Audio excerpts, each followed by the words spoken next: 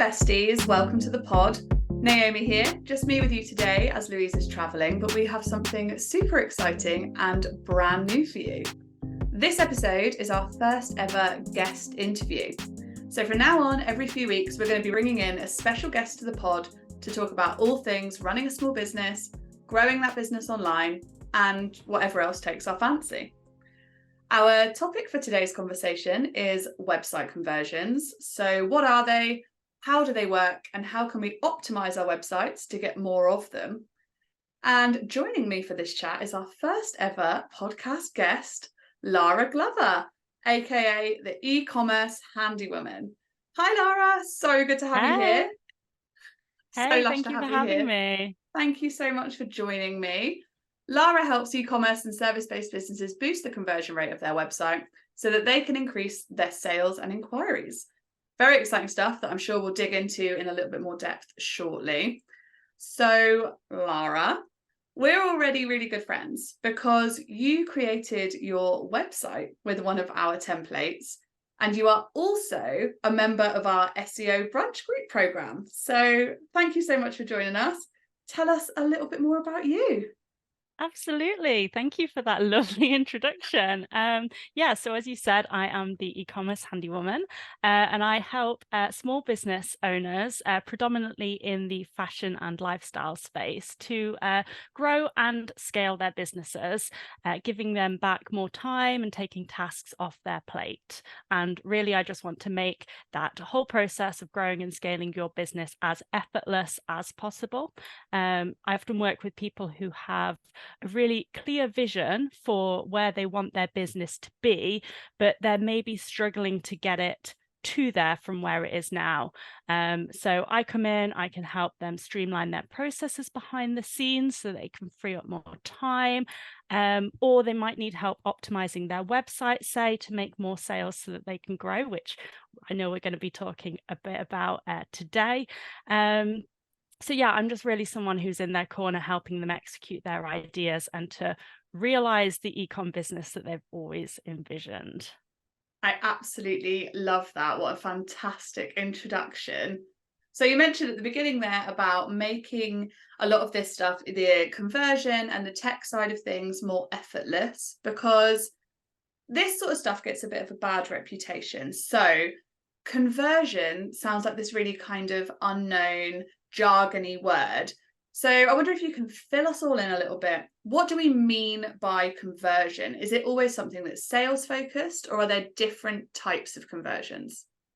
Absolutely, yeah. There's different types, and like you say, it can be something I think that feels really, really scary to business owners. Conversion, oh my gosh, what is that? We're talking data, but it's really much more simple than I think it sounds. So conversion is basically when a visitor to your website completes a desired action. So that can be making a purchase. So it often is related to sales in some instances, but it can be other things as well, like signing up for a newsletter or booking a discovery call. So it's more about the action that the visitor is taking rather than just sales. Okay, so that's so interesting. So say, for example, you're a service-based business rather than an e-commerce business. Your conversion goal wouldn't necessarily be to make sales, because that's not how that kind of funnel works. What would a service-based business set as their conversion goal instead?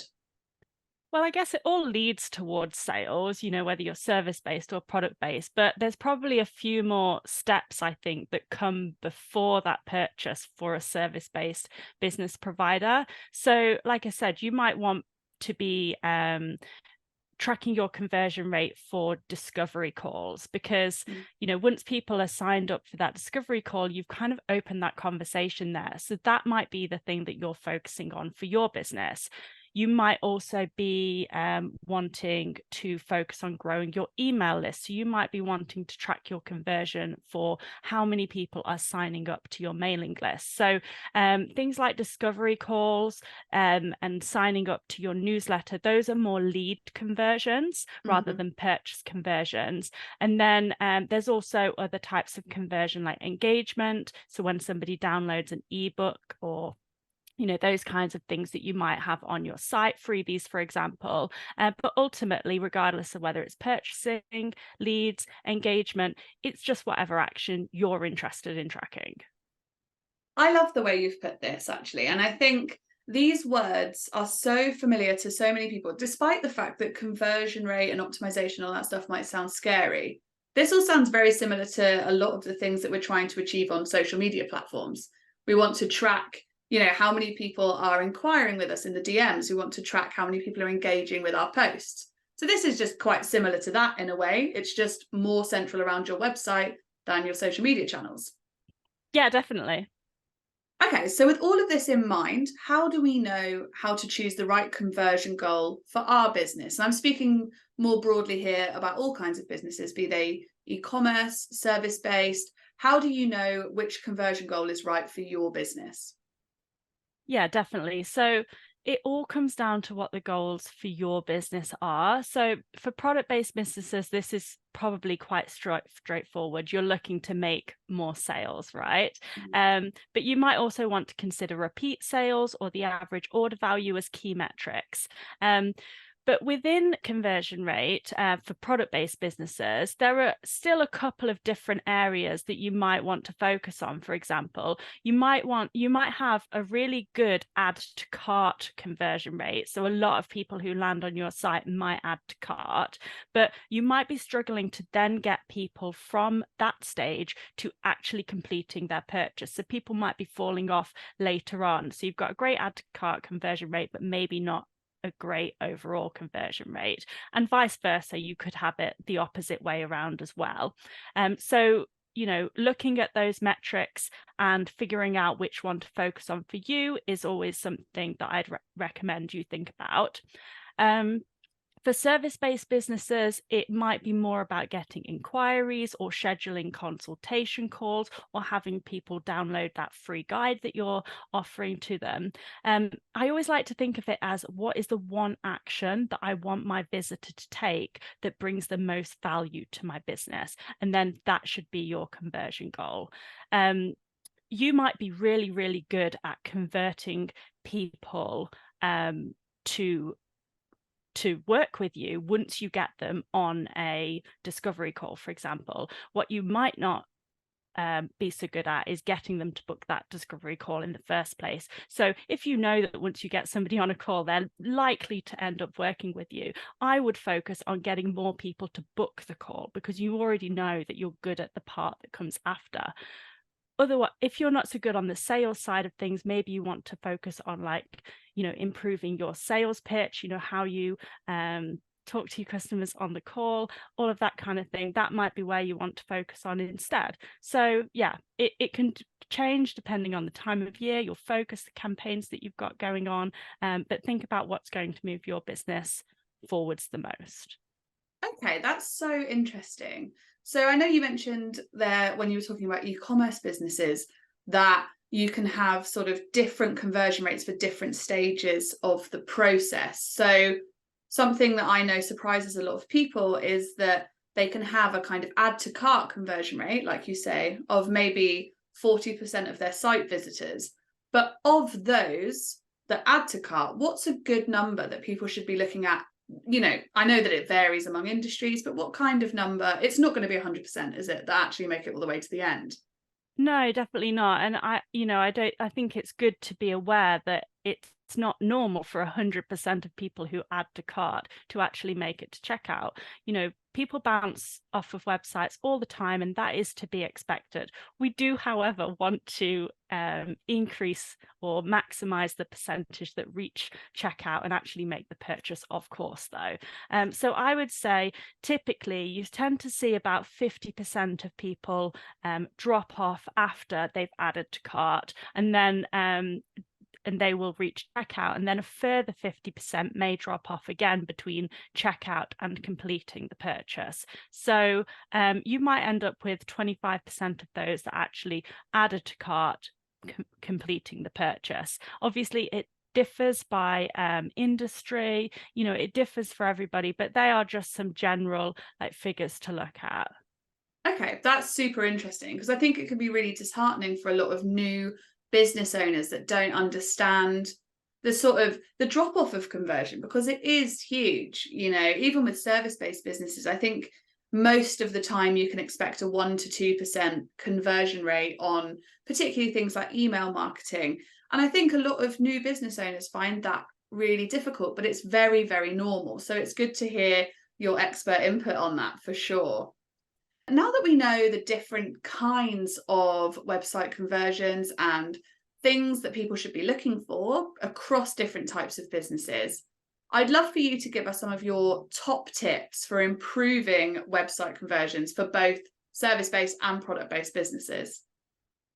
Yeah, definitely. So I tend to it comes down to a few core principles, and I tend to summarize them or group them into 5 core principles. So I'm going to be talking about clarity, so making sure that everything on your website is super clear, removing any hurdles for your customer, so that's friction, making sure that your website, we're not distracting them away from the, action that we want them to take, so that's focus, motivation, so encouraging them to actually take action, and then making sure that your website is relevant. You've not promised them something else and then they land on their website and it's completely different from what they expected. So it's essentially all about understanding your customers' needs and removing any barriers to them taking the action that you want them to take. So I can dive into those in a little bit more detail and give some examples if you think that would be really helpful. Yeah, I think that would be really fab. I think it would be great to hear some real life examples of those kinds of things. Okay, perfect. So the first one that I mentioned was clarity. So clarity is all about making sure that your website's messaging and value proposition are super clear. It's got to be concise. It's got to be compelling. Your visitors should know exactly what you're offering and why they should choose you right from the start. So you've got to be super clear on the action that you want customers to take as well. You can't have them trying to figure it out themselves. People need hand-holding and making sure that everything is easy to find on your website. No surprises either. And everything that I'm talking about here will go for both product-based and service-based businesses. Some of the examples might differ a little bit, but the principles remain the same. So yeah. For example, product photos on an e-com website, you need to be showing people what it is that they're looking to buy. These need to be really clear so that they can look in as much detail as they want to. The same goes for your product descriptions, and not even just product descriptions, your service descriptions. What is your service? What are you offering? How are things going to work when they actually say, yes, I want to work with you? What's the process going to be like? So it's all of these things, leave no question unanswered. Have an FAQs page on your website so that people can go to that if they didn't find it elsewhere on your website. So really, really making things clear, and all the way through your website as well, you need to be making it clear what action you want them to be taking. So explore my services. Here's the button to go explore my services. Don't expect them to have to figure out where to go on your website. Louise and I talk about this quite a lot, because I think, again, this is something that new business owners or people new to web design, they just don't really grasp because you haven't seen the results of it.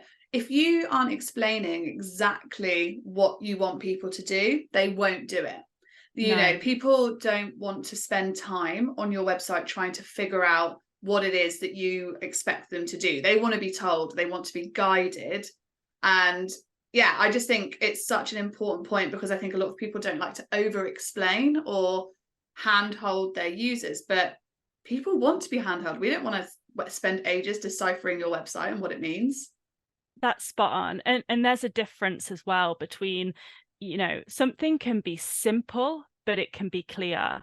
You don't have to, you don't have to bombard people with, paragraphs and paragraphs of information. That probably actually has, the opposite effect. It's too much information. It overwhelms the person. But, having that clarity in whatever you have on your website is key.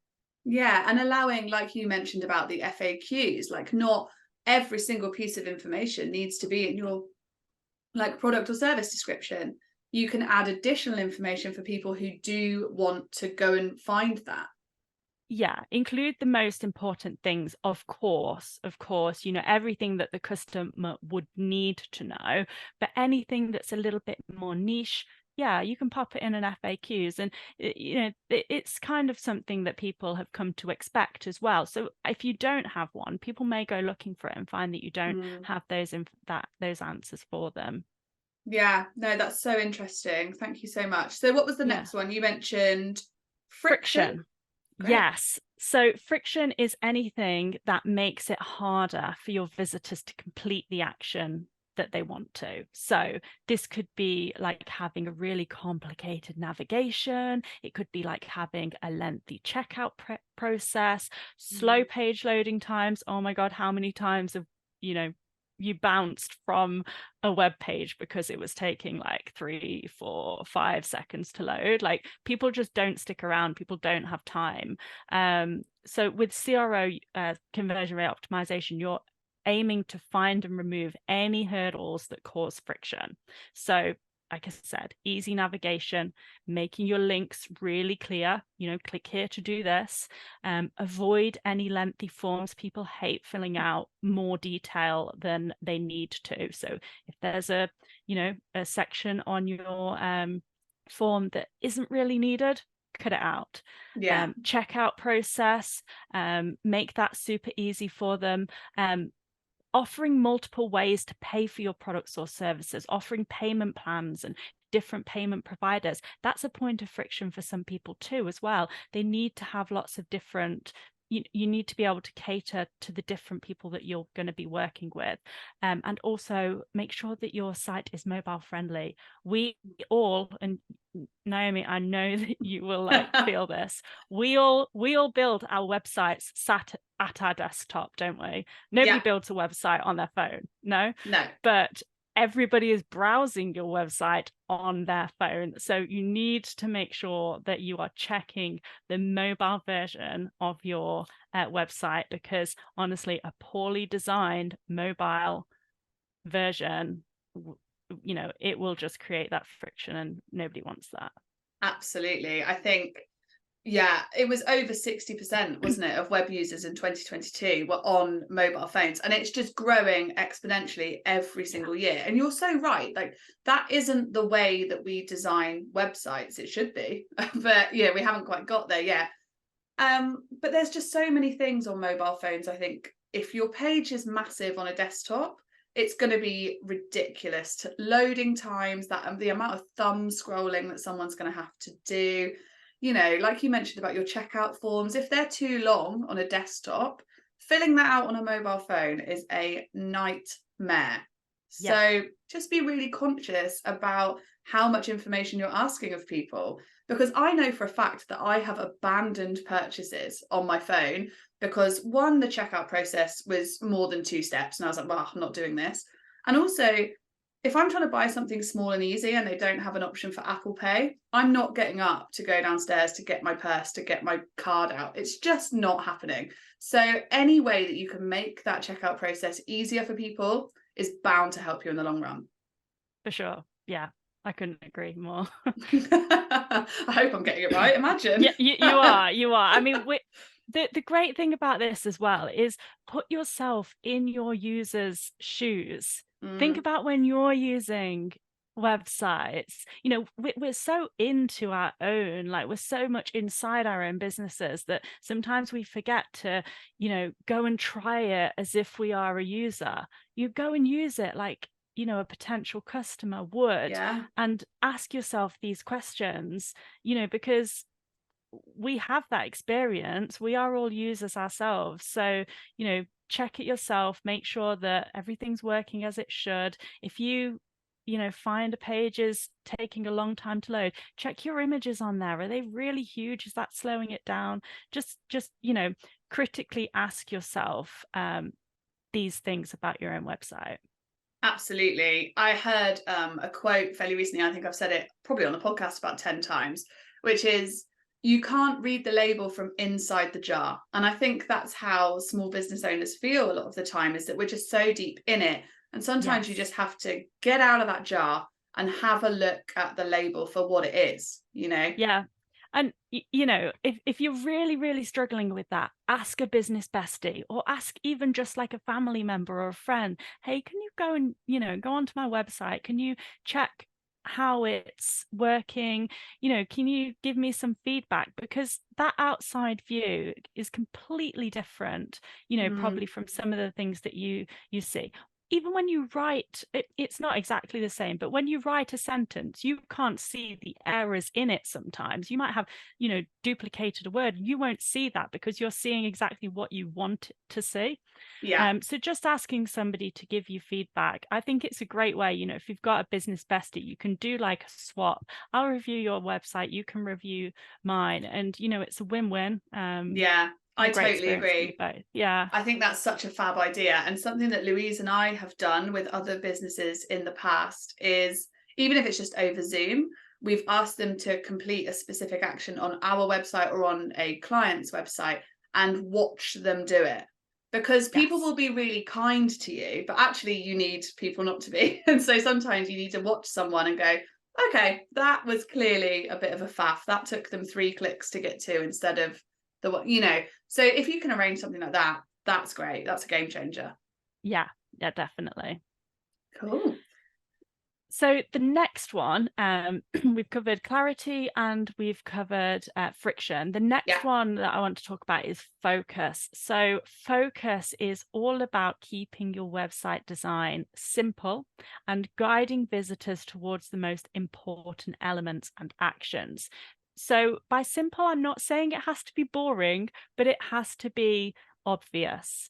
Right? So to optimize your website for conversion, you want to get rid of any distractions that may distract your visitors' attention from the primary goal, right? So, you know, you can have gorgeous graphics on your website, definitely, but if you've loads of clutter on there that's just distracting them and it's unnecessarily and it doesn't really add value or it doesn't add anything, you know, to your site, I'd suggest removing that.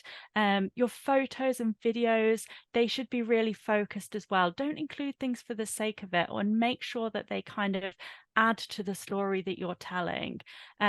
Space your site as well so that visitors have breathing space to focus on the thing that's in front of them.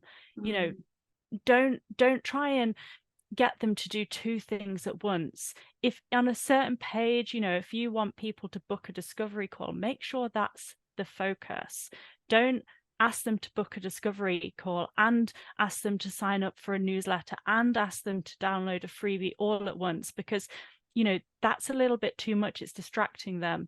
And as well, don't overwhelm your visitors. I feel like this is very negative, saying don't do this, don't do this. But, you know, sometimes we can try and add too much in because we just want to give all that value, but sometimes it can have a negative effect. So, you know, I think I said earlier, keep it simple. It doesn't have to be boring. It doesn't have to be, you know, lacking information, but just try not to overwhelm them. It should be a really effortless, focused journey for them. It should just feel easy and, you know, obvious. So yeah, really think about that. It's an easy one to overlook, this one, I think.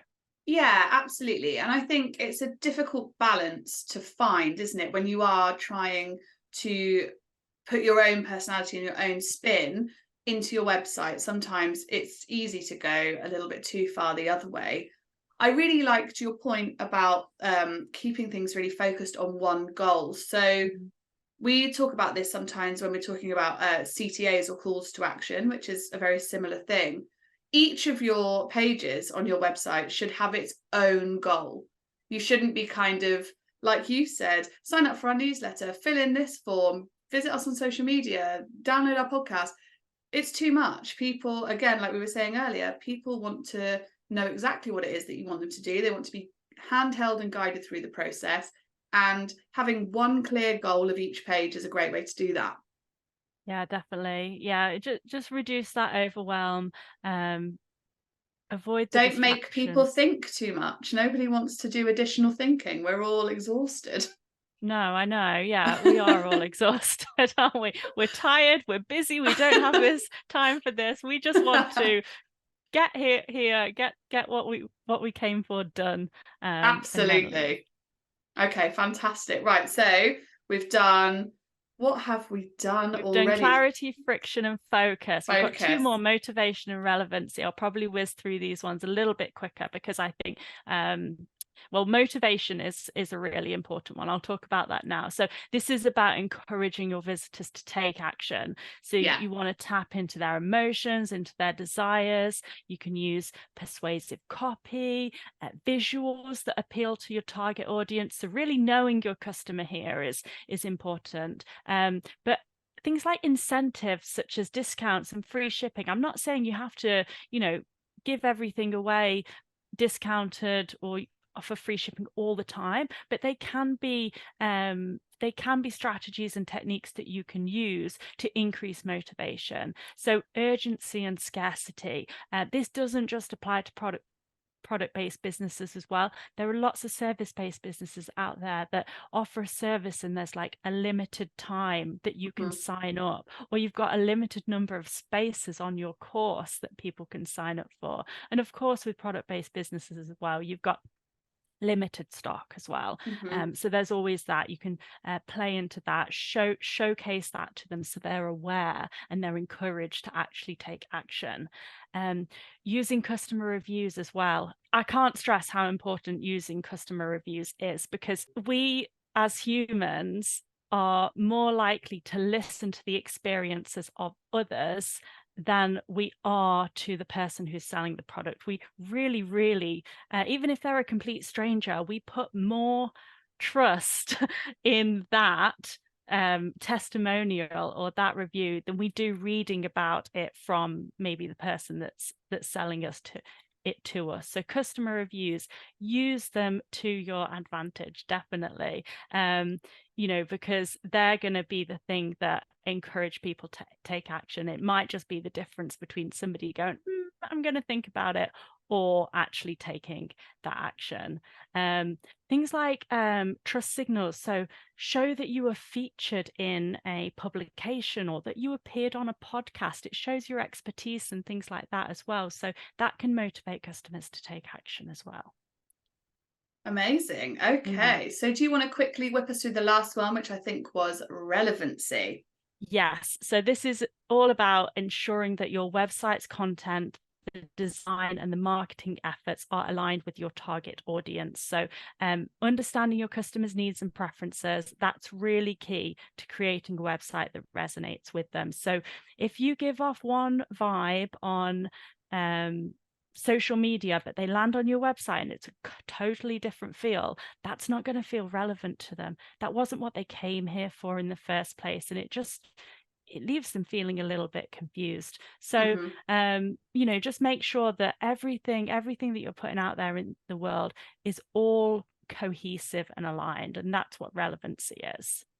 Okay, that's amazing. That's so interesting, because I don't think people understand how bad it can be for your brand if you have very different styles and vibes across these different platforms. People want consistency. They want to know what they're getting into. So it's great to hear that that's got a term, and that is relevance. Yeah, really important. Fantastic. So that was super interesting. I think there's some really great points in there that I think all of us can take away for our own websites. So how can we specifically measure and assess the conversion rates of our website? So how can we measure what they are? How can we figure out how to optimize them? All of that stuff. Absolutely. Yeah. So this, I think, is the bit that really scares people. This is the bit that I think that intimidates people, but I promise you it is not as complicated as, again, we're made to believe. So first thing first is to work out what your conversion rate is. You can often find this in the analytics section of your website, whether you're on Shopify, maybe you're on Squarespace, it doesn't matter, but there should be and will be a section of your website in the analytics that tells you what your conversion rate is. The next thing is measuring that. So, if you know what your conversion rate is, this is the starting point, right? We want to make small incremental changes to our website to improve that conversion rate, don't we? So we know where we're starting at, we're going to make some changes, and then we want to monitor the impact of those changes. Now, this is a little bit controversial, but for me, I think this really depends on the size of your business and how much traffic you're getting. Those who work in really large corporations would say that you need to A/B test everything. And that just sounds scary. That's basically where you conduct a randomized experiment to test 2 or more variants, maybe show half of your visitors one version of the page and half of your visitors another version of the page, and you monitor which performs best. But honestly, you need a lot of data for that, and it's not really necessary, I don't think, when we are a small business. So that is the good news. What I think is best for small businesses is we make some changes. Try not to make loads and loads of changes at once. Do it in a methodical way, and just track the impact it has on your conversion rate. See what it is one week and then see what it is the next week. You might want to monitor it over time, and then what changes you made when. And so long as that rate is on the whole going up, your conversion rate is increasing, that is all we can ask for. That is what we want to see, right? We don't need to get into any more detail than that, I don't think, at this stage. One, we don't have the data. We often don't have the traffic. It would take us months and months to, do a statistically relevant test. But 2, we don't need to overcomplicate it. Absolutely not. So don't let it scare you. Find out what your conversion rate is. Make a couple of changes and see what that does. If it goes down, that change probably didn't work for your customers. If it goes up, then perfect, and make another change and see what that does as well. So, it's nothing to be scared of. We're not